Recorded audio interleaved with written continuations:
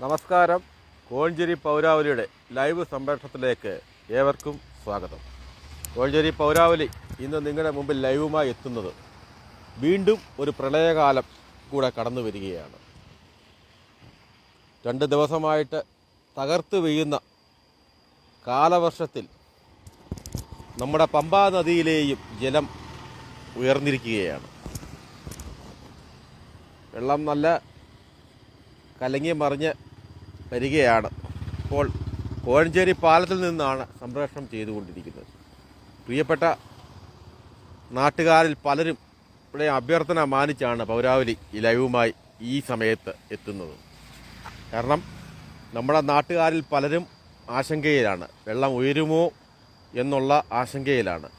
പമ്പാ നദിയുടെ തീരത്ത് താമസിക്കുന്നവർ ജാഗ്രതയോടെ തന്നെയാണ് ഓരോ നിമിഷവും കടത്തിവിടുന്നത്. കാരണം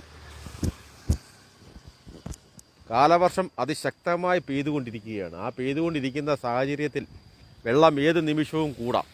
ഇപ്പോൾ നമ്മുടെ കോഴഞ്ചേരി ചന്തക്കടവിൽ വള്ളപ്പെരയുടെ അടുത്ത് വരെ വെള്ളം കയറിയിട്ടുണ്ട്. അതാണ് ഇപ്പോൾ ഈ രാത്രി 8:15 സ്ഥിതിവിശേഷം. ഇതാണ്. അതുപോലെ തന്നെ കോഴഞ്ചേരി പാലത്തിൽ നിന്ന് നോക്കുമ്പോൾ നമ്മുടെ മാരാമൺ കരയിലുള്ള മോൻസിയുടെ വീടാണ് ഈ കാണുന്നത്. മോൻസിയുടെ വീട് സാധാരണ എല്ലാ വെള്ളപ്പൊക്കത്തിലും മോൻസിയുടെ വീടിൻ്റെ അകത്ത് വെള്ളം കയറും. മോൻസിയുടെ വീടാണ് നമ്മളിവിടെ അടയാളമായി പലപ്പോഴും നമ്മൾ നിരീക്ഷിക്കുന്നത്. ആ നിരീക്ഷണത്തിൻ്റെ ഫലമായി കണ്ടോ, നമ്മുടെ മോൻസിയുടെ വീടിൻ്റെ സ്റ്റെപ്പേ തൊട്ടാണ് വെള്ളം ഇപ്പോൾ നിൽക്കുന്നത്.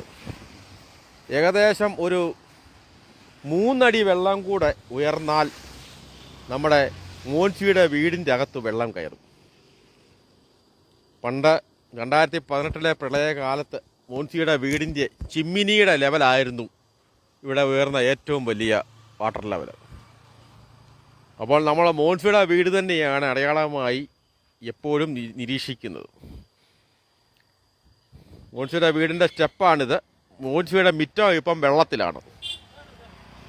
അപ്പോൾ ഇതാണ് നിങ്ങൾ നാട്ടുകാരോട് ഞങ്ങൾ പൗരാവലിക്ക് പറയാനുള്ളത്. ഇപ്പോൾ ജാഗ്രത മാത്രം പുലർത്തിയാലും മതി, പേടിക്കേണ്ട സാഹചര്യങ്ങൾ ആയിട്ടില്ല. എന്തായാലും രാത്രി കാലങ്ങളിൽ ജാഗ്രതയോടെ ഇരിക്കുക. കിഴക്ക് ശബരിമലയിലും പമ്പയിലുമൊക്കെ വനത്തിലുമൊക്കെ മഴ പെയ്താൽ നമ്മുടെ ഈ പമ്പാ നദിയിൽ കൂടെ വെള്ളം ഉയരും എന്നുള്ള കാര്യത്തിൽ സംശയമില്ല. അതെല്ലാം നമുക്ക് അറിയാവുന്നതാണ്. ഏതായാലും കാലവർഷത്തിൻ്റെ ഫലമായി പമ്പയാറ്റിലും വെള്ളം ഉയരുകയാണ്. ഇപ്പോൾ ആശങ്കപ്പെടേണ്ടത്തക്കതായ കാര്യങ്ങളില്ല. നമ്മുടെ ചുറ്റുപാടുകളിലുള്ള എല്ലാ സ്ഥലങ്ങളിലും പൗരാവലി നിരീക്ഷണം നടത്തുന്നുണ്ട്.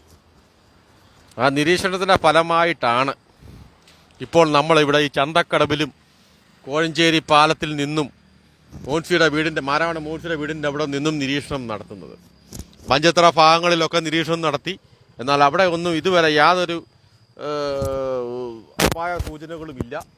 അടുത്ത സ്റ്റെപ്പ് നമുക്കിനിയും പറയാനുള്ളത് ആറന്മുള ഐക്യരത്ത് ജംഗ്ഷനാണ്. അടുത്ത സ്റ്റെപ്പിൽ റോഡിൽ ആദ്യം വെള്ളം കയറേണ്ട പോയിന്റ് ഐക്യരത്ത് ജംഗ്ഷന് അപ്പുറത്തുള്ള സത്രക്കടവിലെ റോഡിലാണ് ആദ്യമായി വെള്ളം കയറാൻ സാധ്യതയുള്ളത്. അതിനുശേഷമേ ബാക്കി സ്ഥലങ്ങളിലേക്ക് ഈ നമ്മുടെ അടുത്ത പ്രദേശങ്ങൾ കോഴഞ്ചേരി ചുറ്റും ഉള്ള പ്രദേശങ്ങളിലെ അടുത്ത സ്ഥലങ്ങളിൽ വീണ്ടും കയറാൻ സാധ്യത പിന്നെ നമ്മുടെ വഞ്ചിത്ര റോഡിലാണ്. മർത്തോമ ഇംഗ്ലീഷ് മീഡിയം സ്കൂൾ കഴിഞ്ഞ് അങ്ങോട്ട് ചെല്ലുമ്പോൾ ലയൺസ് ക്ലബിൻ്റെ മുന്നിലും അതുപോലെ തന്നെ വഞ്ചിത്ര റോഡിൽ മാരാമൺ ജംഗ്ഷൻ ഇറങ്ങുന്ന റോഡിലും ആ ഭാഗങ്ങളിലൊക്കെയാണ് വെള്ളം കയറാൻ സാധ്യതയുള്ളത്. എന്തായാലും ഇപ്പോൾ ആ ലെവലൊന്നും ആയിട്ടില്ല.